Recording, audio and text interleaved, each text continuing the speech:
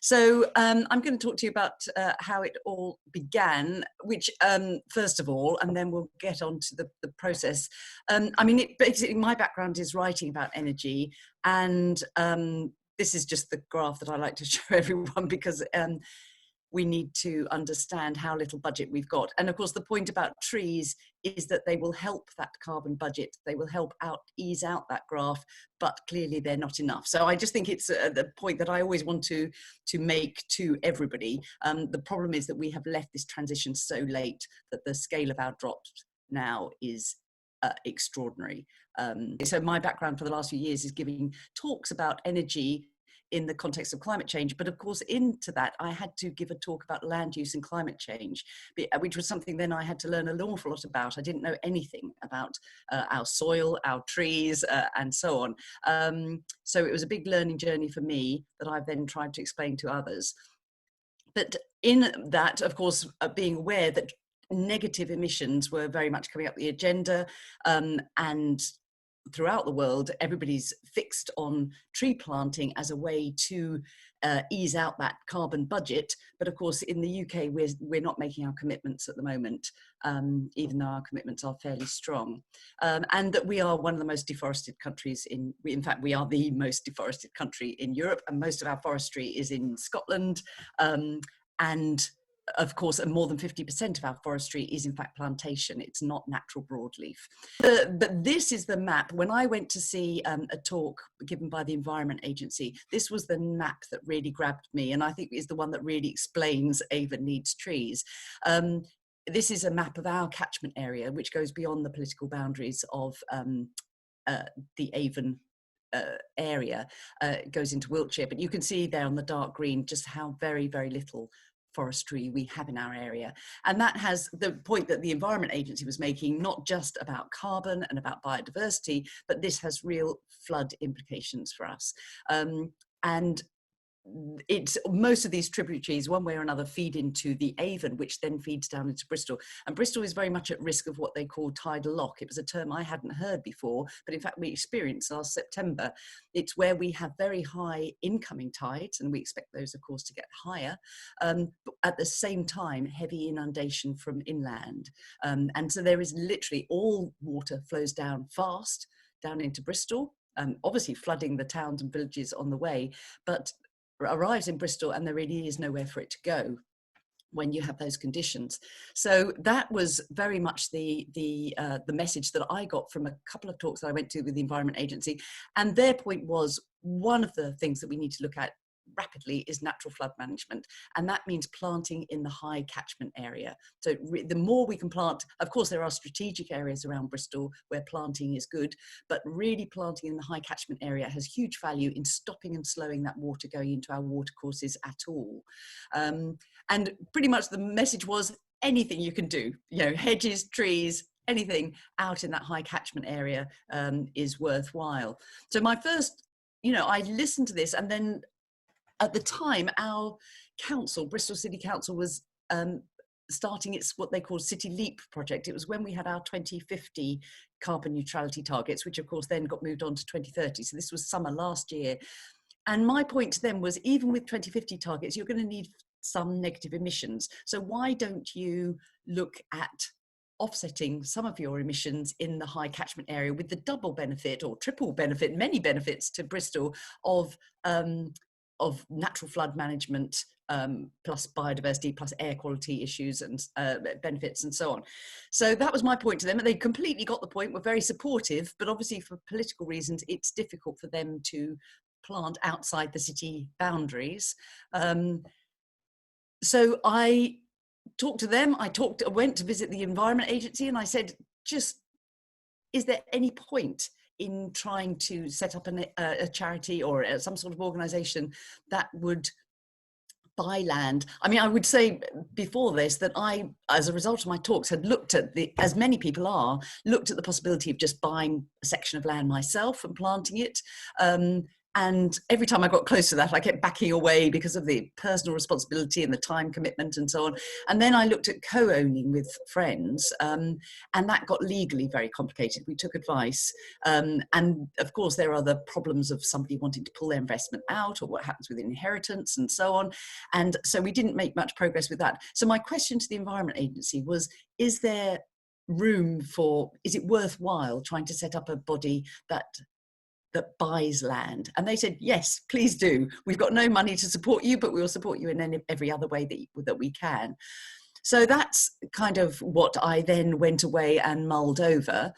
This is just the figures on Bristol, again, just showing how low-lying central Bristol is. And that picture on the bottom left is from 2016.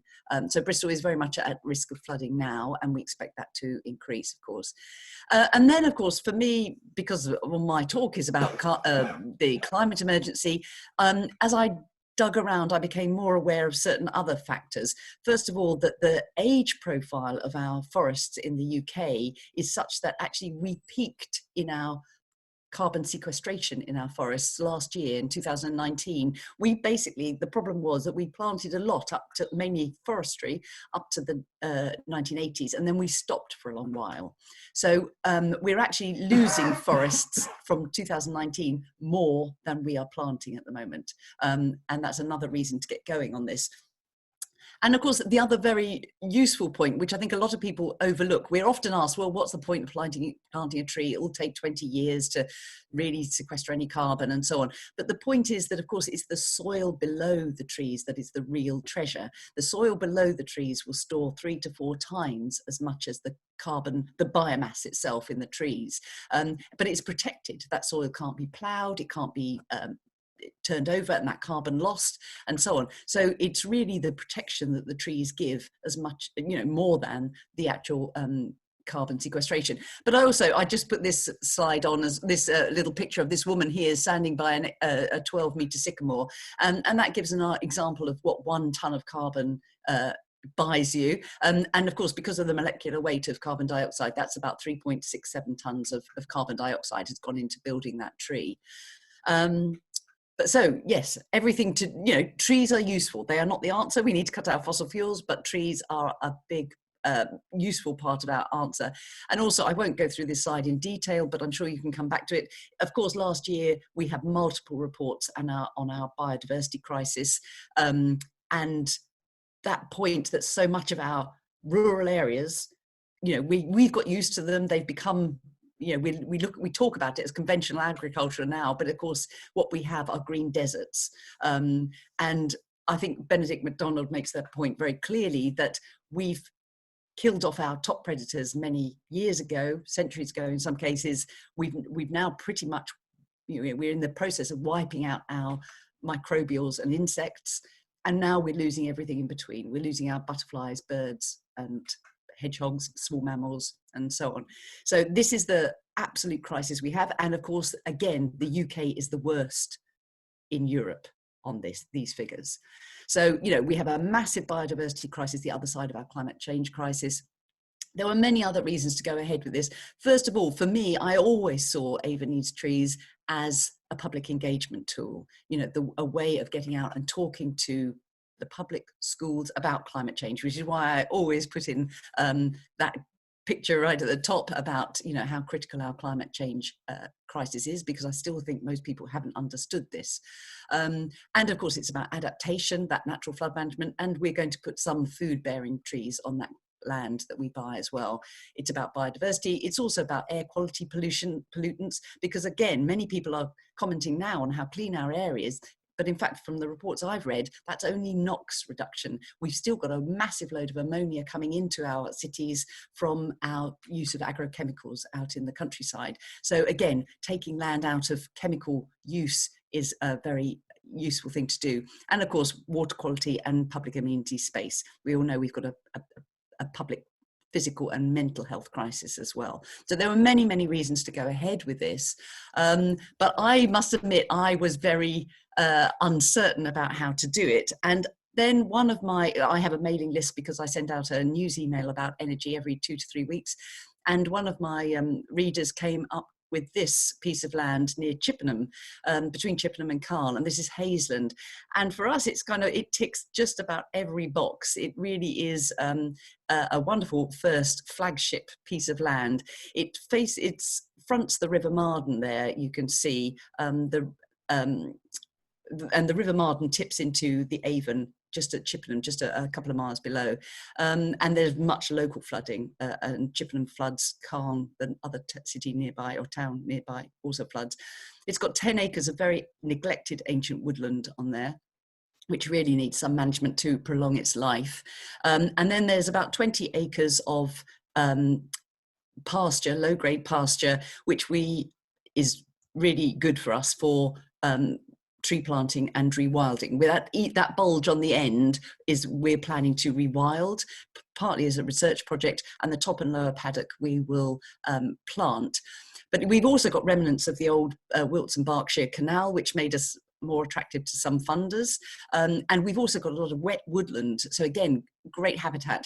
And the other reason it's ideal for us is because nobody else wanted this land, because the owner himself is keeping 17 acres, which would normally give good access to this land. The access to this land is only along that river corridor, right at the top left, you can see.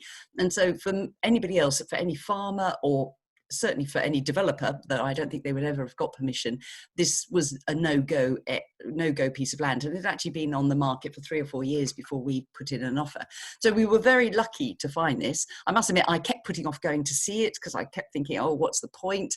And then I sort of really fell in love with it when I saw it. It is what I'm learning ecologists call a mosaic of habitats. And it just fitted everything because it was in that high catchment area. And of course, with the ancient woodland, which is very, very precious at the moment. I mean, the figures are, we only have 1.2% of our land use is ancient woodland. And of course, I guess that's less now with HS2 taking down quite a bit. Yep, lots of, as I say, lots of wonderful habitat and so on. And these are the pastures that we'll be able to plant and rewild. So, of course, my first thought was, well, we should speak to the experts, the Woodland Trust and the Rivers Trust, many others. Got the Woodland Trust in. They were very excited about the land, but said we wouldn't touch anything less than 100 acres. So we're willing to support you. And I have to say they have been fantastic. This is Jeremy Evans, but he has done our report. He's done our land management plan for us. He's been incredibly supportive all the way through. He costed our land management works for us and so on. So they've been absolutely wonderful. Rivers Trust, I wanted Jeremy on our board, but because of conflicts of interest, that wasn't possible. But we certainly have the Rivers Trust on our board. And again, they've been doing work on that Marden corridor, so that was perfect for us.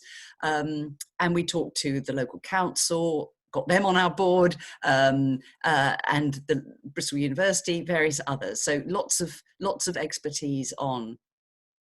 And still, I must admit, it took me about a couple of months. I was a bit like a rabbit in the headlights thinking, this is ridiculous. This land is going to cost us 325,000.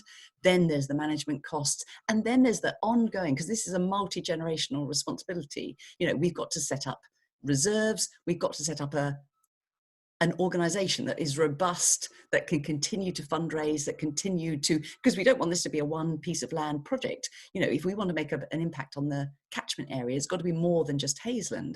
So this has got to be at least a 20-year project of buying land and reforesting it, managing it, and so on.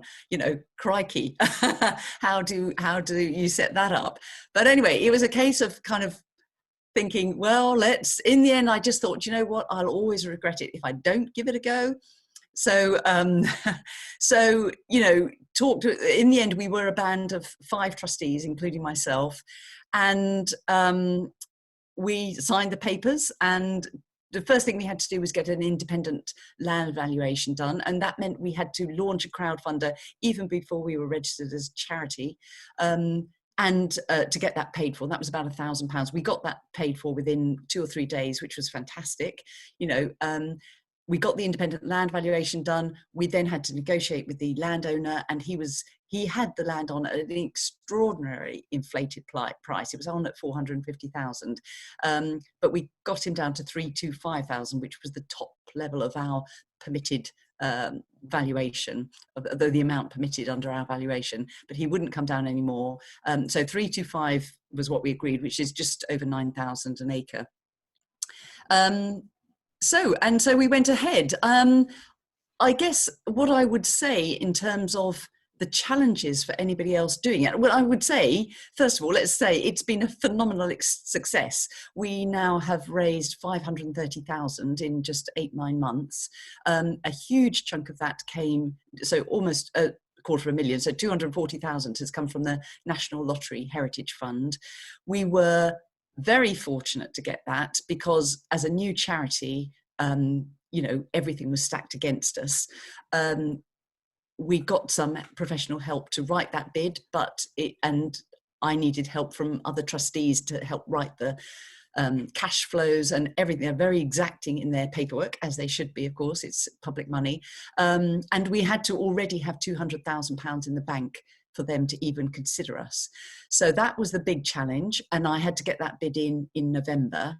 And I can tell you, I almost had a nervous breakdown over getting that bid in. And if we hadn't got it in then, in fact, we wouldn't be able to apply to them at all because, of course, with coronavirus, if we'd waited till the February round of bids, they've now cancelled all those. So all that work would have been lost. So we were very fortunate that we got that. But to get the 200,000 in the bank to satisfy them, and that was by November, we only got our registration through as a charity in July. Again, all I can say was that it was a huge amount of networking, and I ran around everywhere doing a lot of public talks to anybody who would listen to me. I mean, I give talks anyway about energy. So I basically, and I always do, I've always done those for free, and I've always before made it for donations to Solar Aid. But for this, I switched last year and I asked for donations to Avon Needs Trees. That got a small amount, but it got people funding it and got the word known. Certainly in Bristol, Avon Needs Trees is reasonably well known now. But we were also very fortunate that somebody who came to one of our talks was a trustee on a trust that is actually closing down.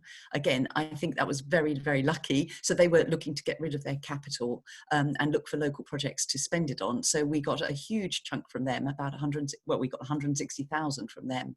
So that really put us way on our way. And also, again, through links, again, it was kind of from talks that I'd done in the past and then contacts I made at various events. We got 30,000 from Natracare, and we've now been promised 20,000 from Bristol Energy Company. But about, I'd say 70 to 80,000, I'd have to check the exact figures, has come from the public. So again, I mean, again, we had this huge wave of enthusiasm last year, and hopefully it will continue for tree planting. I think everybody got the local issue very much. The idea that they will actually be able to go on this land, help us plant the trees and so on was a huge plus.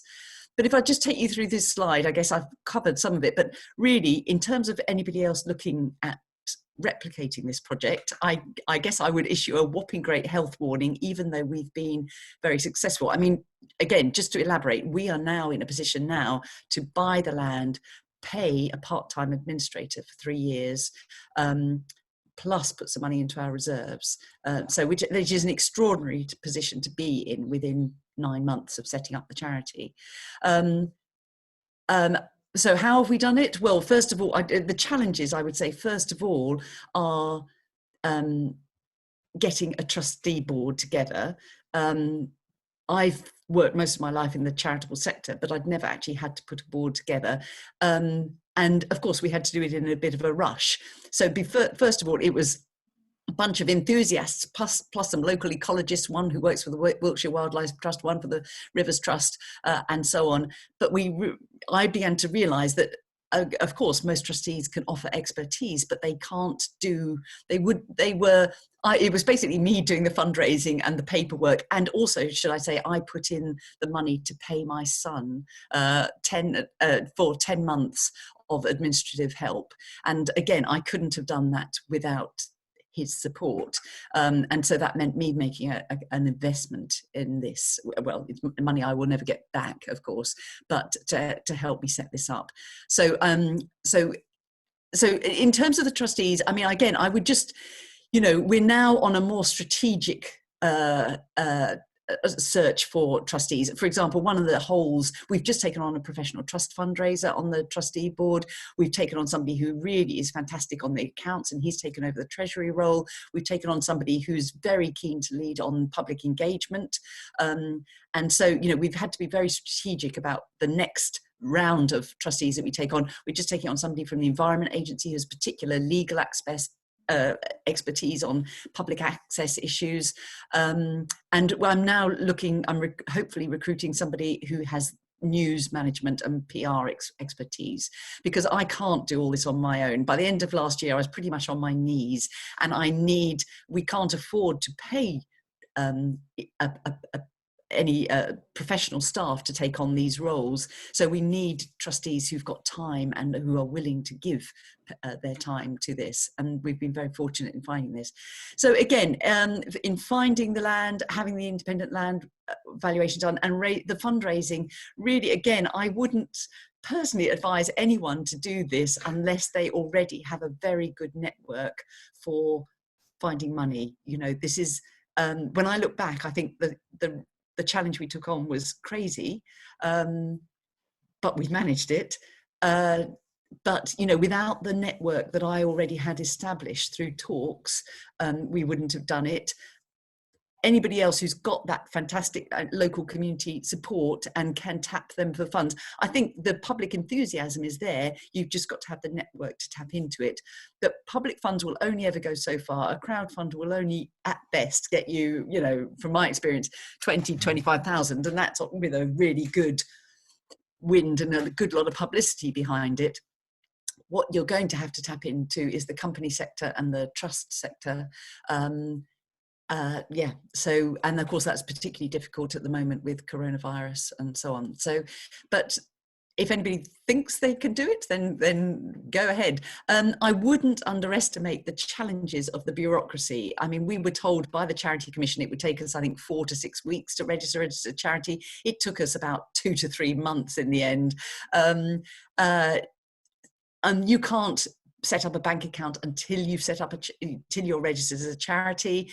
You can't register for gift aid until you've got your bank account, and everything, you know, really we weren't fully set up like that until November, I'd say. We didn't have gift aid registration come through till quite late in the year. So again, you've got to rely on people, you know, giving funds before you've even registered as a charity, before you've even got your own bank account set up. And again, that requires a lot of faith amongst the trustees and transparency in terms of viewing of bank accounts and so on. So, and again, I just wouldn't underestimate the workload. Again, as I say, I couldn't have done it without a paid administrator, and going forward, we won't be able to do this without a paid administrator.